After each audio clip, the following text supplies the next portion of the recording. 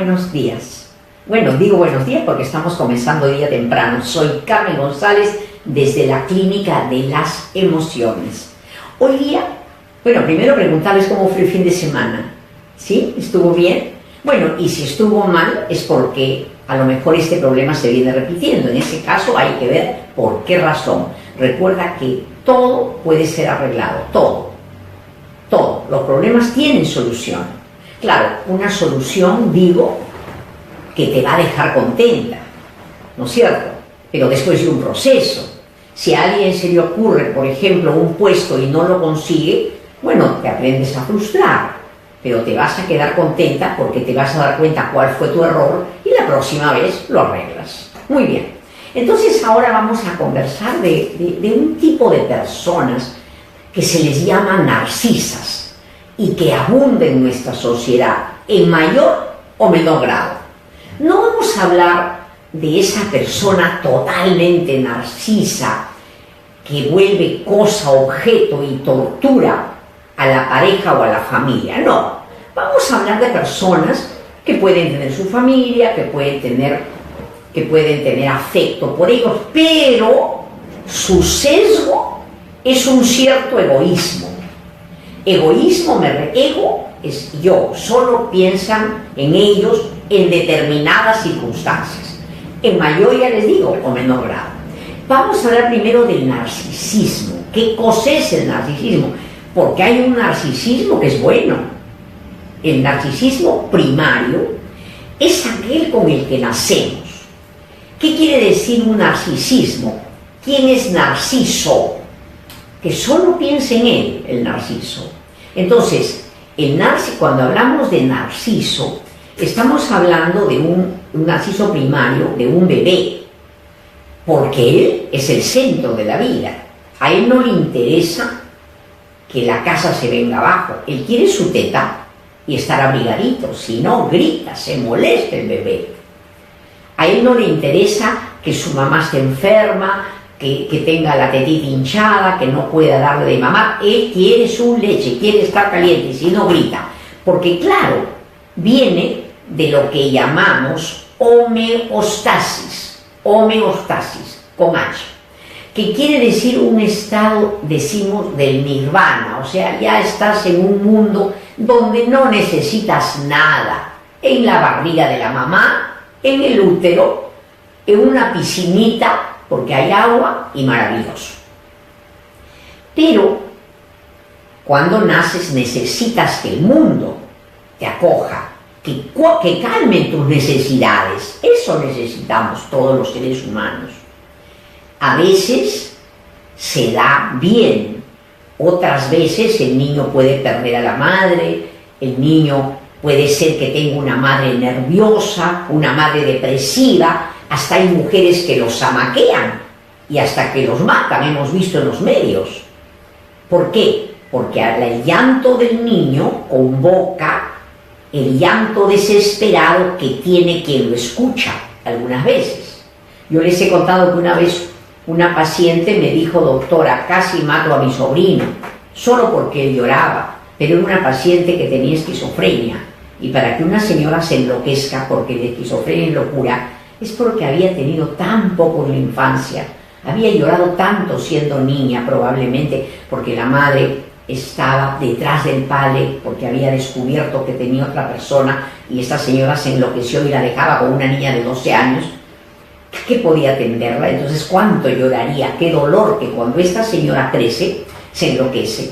Pero con sus pastillas, le hacíamos su terapia, y ella me dijo un día: escuché a mi sobrino llorar y lo metí debajo del agua para que se muera, para no escuchar el llanto, porque ese llanto es como que si vuelves a ser bebé y sientes que te desgarras. Entonces, todos nacemos narcisos primarios, queremos todo sea a favor nuestro, pero en el camino tú te acordarás que tu mamá probablemente o papá decía: piensa en los demás, no, tú no estás solo.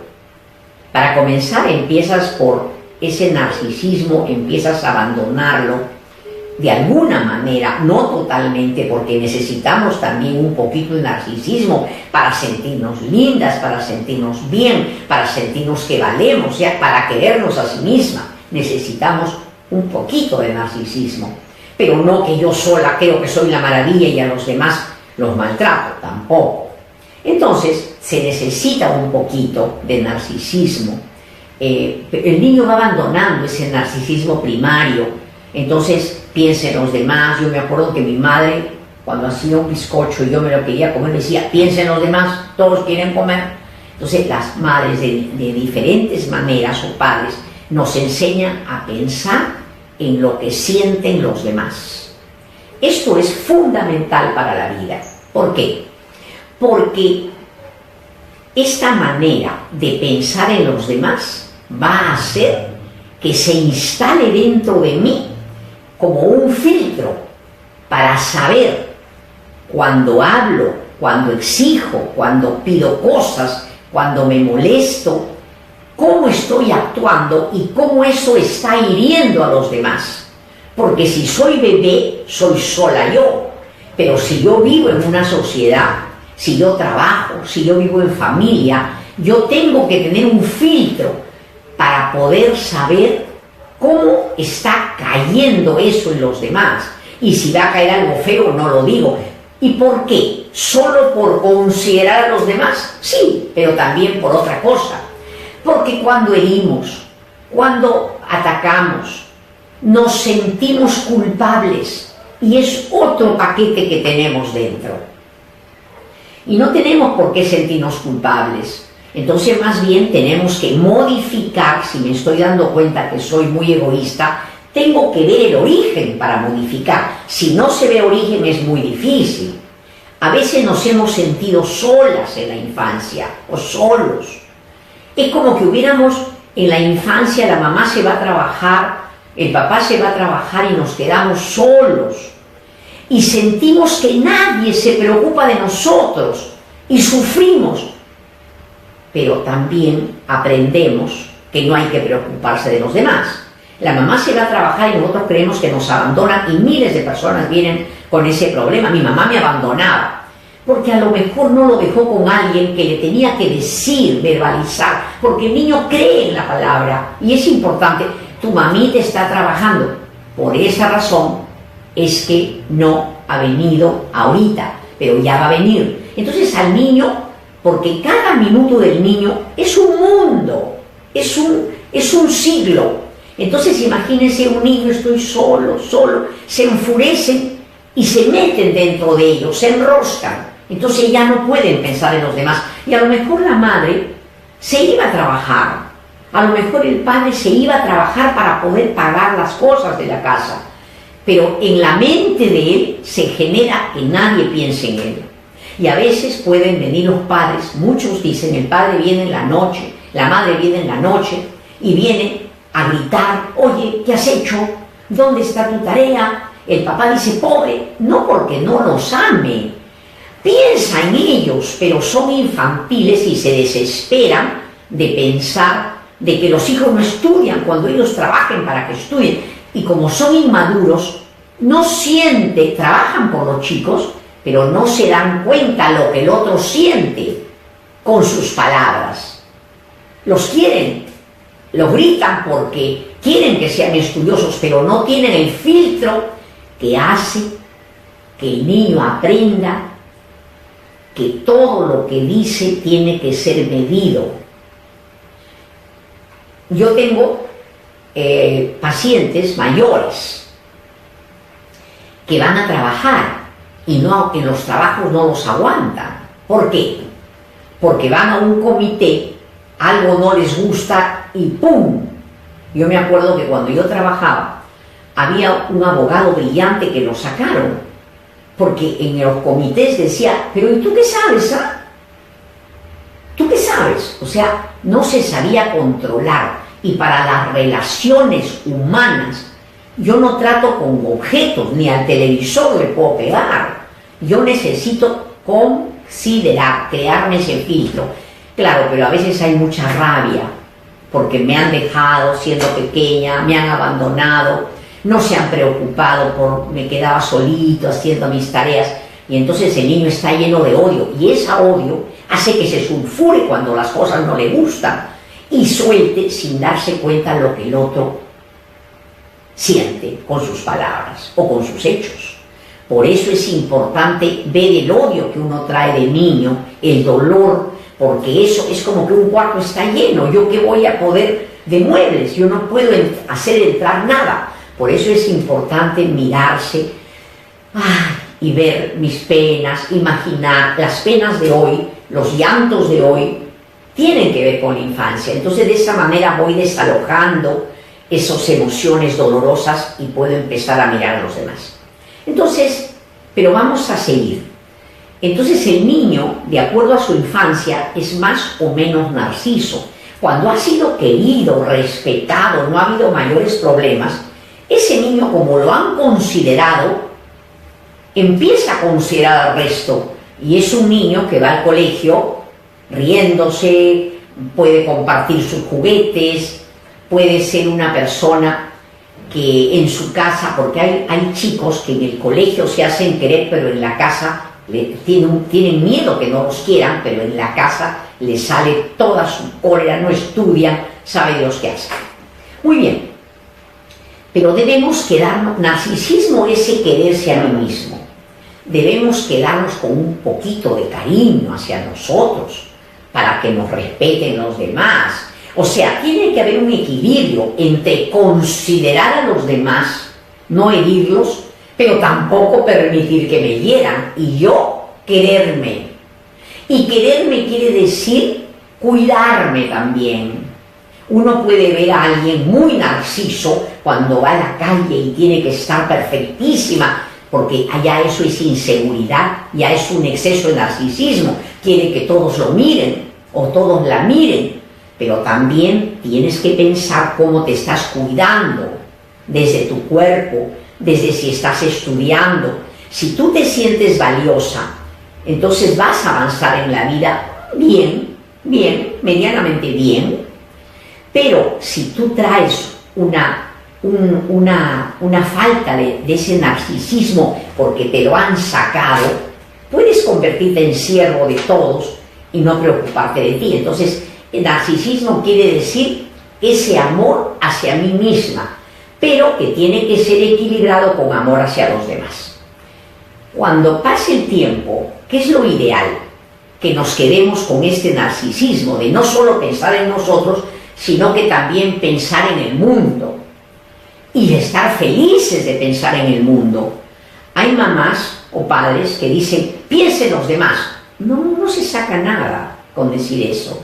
Más bien hay que ponerse a pensar, ¿qué te pasó, hijo? ¿Qué hice yo, hijita? Para que no puedas tú pensar en los demás. ¿Qué pasó? Tú me dices, mamá, tienes que hacer tal y tal cosa, o papá, tienes que hacer tal cosa, o al marido, tienes que hacer tal y tal cosa. Tú no eres dueño de los demás. Es como que si te hubieras quedado como un bebé exigiendo teta. Entonces, cuando nos hemos quedado con características del narcisismo primario, donde creemos que el mundo está hecho para servirnos y las personas también, hablamos de alguien narcisista. No hablo del narcisismo ya súper patológico, sino esas personas que son egoístonas. Claro, en algunas situaciones no, a lo mejor con la pareja no, o a lo mejor con todos son bondadosos aparentemente, pero con la pareja la explotan. Entonces, aquí he hecho algunos apuntitos para no olvidarme, que, por ejemplo, estas personas que son muy egoístonas, que no piensan en lo que sus actos o palabras o miradas tienen efectos sobre los demás, es porque no se saben frustrar. Es que de niños lo frustraron mucho, o no lo frustraron nada, y les hicieron ser el centro del mundo.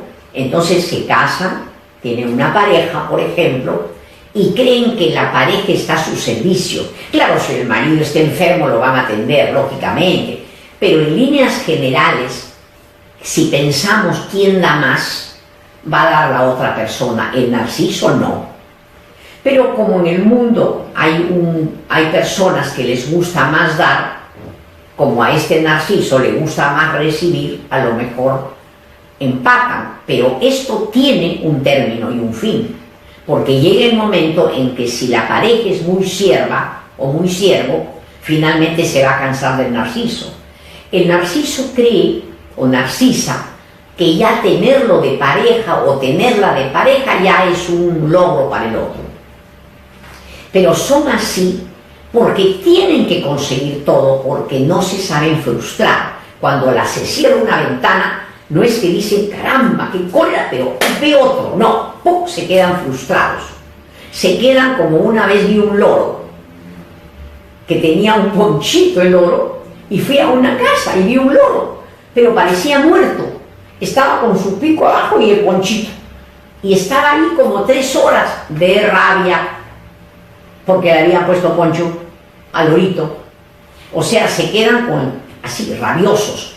Y se conoce muchas veces porque no se les va la cólera. A otros se les va más rápido. Bueno, tienen su egoísmo, su narcisismo, pero por lo menos se les pasa. Pero el drama de estos últimos es que sufren después culpa. Y no, hay que mirar la infancia nomás, ver los dolores y saber de que ya pasó, ¿no? Entonces ellos sienten un vacío. Por eso es que tienen que llenarse. ¿Cómo? Exigiendo a la pareja, hasta a los hijos, ¿ah? Hay muchas madres narcisas que he visto que vienen y claro que quieren a sus hijos, trabajan para ellos, pero ese rasgo de narcisismo les quiero explicar en palabras sencillas. Por ejemplo, el hijo le dice, hijo, por ejemplo, ¿me puedes hacer el favor de bajarme, un caso práctico, de la azotea un paquete? Entonces el hijo, que es adolescente, le dice, ay mamá, ¿cómo? Y yo te compro esto, te hago el otro, te hago el otro, te hago el otro. O sea, le sacó en cara al chico, como si fuera de la edad de él, porque ella tiene que enseñarle, y no ser una bebé que saque en cara. Esa señora no piensa en el hijo que tiene que dar enseñanza, solo saca su cólera. Entonces, por ejemplo, yo le dije, señor, usted es muy narcisa. Dígale, mira, hijo, acá nos tenemos que colaborar todos. Tú piensas, yo soy una persona mayor, no voy a subir hasta la azotea, pero ¿cómo es eso? Dile que yo, que te he hecho esto, te he hecho esto, como una niñita. Eso es o a la pareja, ¿no? Y estas personas son muy lúcidas. Entonces le dicen a la pareja, yo te he hecho esto, esto, esto, y la otra persona no sabe qué decir, y tú te me haces. Y como la otra persona es emocional casi siempre, no sabe qué decir. Y entonces el narciso le dice, ¿viste? Claro que no contestas. Y no sabe que la otra persona quizás lo que le da es más importante que todo. Es la seguridad de que va a estar ahí siempre. Que lo tiene para siempre ahí, que lo quiere enfermo o sano, con dinero o sin dinero, pero no tiene palabras. En cambio, el narciso inmediatamente le saca en cara. Estas personas, ¿por qué son así? Porque no pueden colocarse en el lugar del otro. Es como que se han quedado encerrados en una urna y desde ahí dan órdenes. Claro, a veces digo la urna, muchas veces, pero tienen otros aspectos, si no ya no los toleraría nadie, ¿no? Pero hay niveles de narcisismo, ¿ah? Y es importante que tú mires cómo es tu nivel de narcisismo. Ahora, y muchas personas vienen en el problema y dicen, no, yo soy muy franca. Yo tenía una pacientita que era cojita, tenía una pierna más larga que la otra, y un día va a una fiesta y vino llorando desesperada porque el marido, cuando ya iban a salir, la quedó mirando y le dijo, oye, ¿y vas a ir así? Cuando ya la mujer estaba lista. Puede ser que una persona que es empática, que no es narcisa, piense, pucha, mi pareja es horrible, pero si ya es la hora, ya no hay forma, Cuando uno tiene personalidad, no, salvo pues que sea ya una persona disparatada. Pero ella se había hecho un vestido donde se veía la rodillita, era nuevo el vestido, pero se le veía más la cojera. Entonces él le dijo, pero mujer, ¿por qué te vas así? ¿Por qué no te bajaste la falda cuando ya estaban en la puerta? Entonces ella le dijo, ¿qué tiene? Pero es que tú tienes una pierna más grande. Imagínense poder decir eso. Entonces ella se le sale en lágrimas y dice, ¿qué vas a llorar? Si yo sé que tienes una pierna más grande. ¿Acaso yo no te quiero así? ¿Acaso no yo sabía que eras coja? ¿Acaso no me he casado sabiendo que eras coja? A ver, díganme, este hombre de verdad se había casado con ella, siendo cojita. Pero ¿cuántas veces esta niña escucharía en el colegio, coja, coja, coja? ¿Le parece humano, sensible, que se le pueda decir eso? Eso no puede ser. Hay que tener filtro. ¿Qué digo, qué no digo? Yo no digo que no se le ocurra decir que es coja. Ni a una persona que es flaca se le puede decir está huesuda. En su cabeza, o debe engordar más, o está muy gorda. Pero no se puede decir porque se hiere por gusto. Entonces eso de que yo soy franca, el drama es que él acabó molestándose. Porque siempre el Narciso o Narcisa acaban molestos. Se molestó y vinieron a buscarme hace como 10 años, pero yo me quedé impresionada. Y él dijo, pero doctora, ¿qué le he dicho?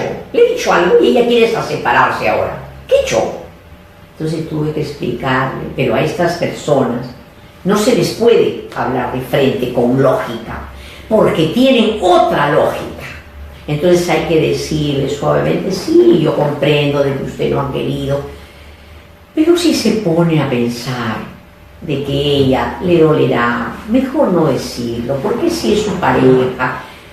Entonces hay que hablarles lento, porque si yo le dijera con lógica, oiga señor, que no me va a entender nunca, porque están en guardia.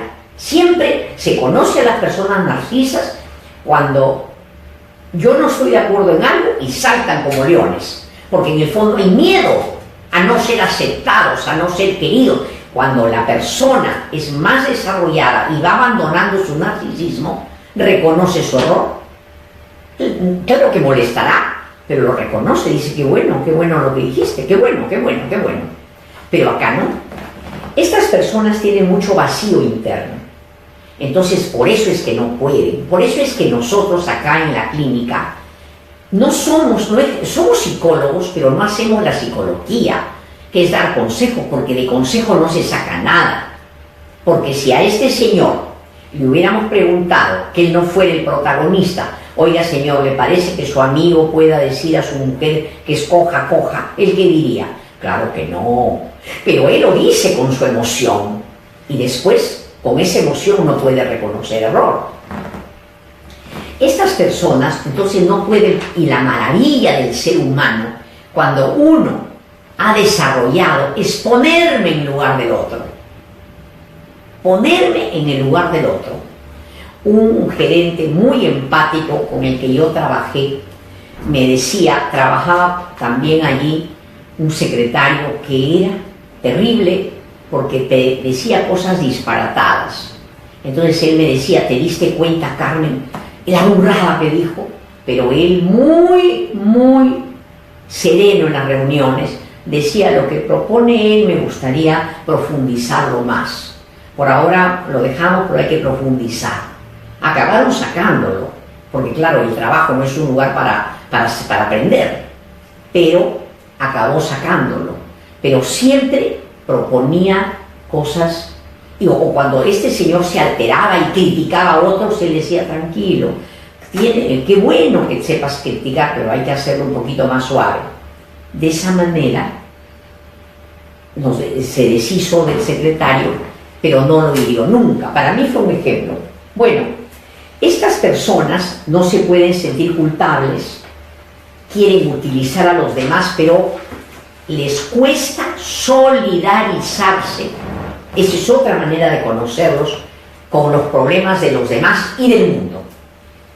Están metidos en su propia botellita. Claro, a veces salen, ¿no?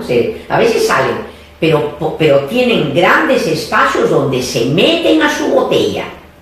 porque tienen miedo del mundo, hay desconfianza porque no se sintieron queridos en un momento y pasan como que, no doctor, a mí no me gusta ir a las discotecas, no me gusta, puede ser una chica, no me gusta, no, hay miedo de conectarse con el mundo, porque pequeñitos salieron al mundo y hubo una madre o un padre que los frustró, entonces tienen miedo de salir, entonces siempre se reúnen con sus amiguitas, con unas pocas amigas, no socializan. Y uno tiene que... el hombre es eminentemente social. Es diferente a otros animales. Pero el animal, el mamífero, mientras más desarrollado es, está más en su manada. Entonces se necesita desarrollar la socialización y solo la desarrollamos cuando consideramos al otro. En la medida que bajan mis miedos, mis penas, mis rabias, porque no me dieron en mi infancia lo que tenía, me voy socializando.